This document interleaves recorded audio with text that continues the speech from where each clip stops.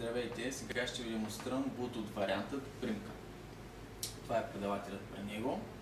Имаме бутон за вдигане и затваряне. Имаме микрофон, букса за зарядното и отзад е батерията, която е литиум-ионна презареждаща. Се поставя със знак плюс нагоре. Поставя се около врата, като може да бъде и под дрехите. Това е бутон, това е микрофона, по който говорим. За да направим връзката с телефона, задържаме, имаме индикация, че светва. Продължаваме да държим, докато лампичките се редуват синьо-червено. Сега Bluetooth да видим за телефона и от менюто на телефона. За демонстрацията ще използваме Apple iPhone, но вие може да използвате всеки мобилен телефон с Bluetooth функция.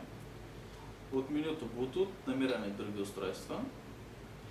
След като го намерим, го свързваме с парола 4.0 и вече предавателят е свързан с телефона. Това е кутийката на слушалката и батерията, която тя използва, Sony или Renata, модел 337. Това е самата слушалка. Батерията се поставя на вратичката, като има само един начин да бъде направено това и се затваря. Поставена в входа, слушалката е невидима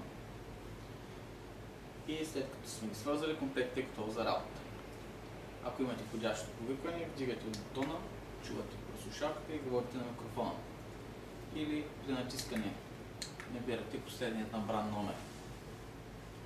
След работа, Bluetooth се спира с задържане на копчето и важното при него е, че времето за зареждане е 4 часа. Не трябва да се зарежда повече, за да не се презареди батерията.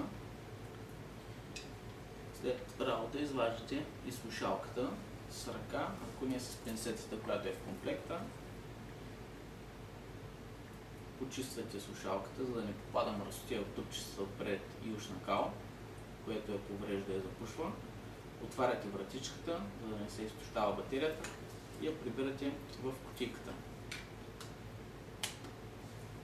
Комплектът може да бъде закупен, като не забравяйте и гаранцията от Vamens LD. Това беше демонстрацията на Bluetooth вариант примка.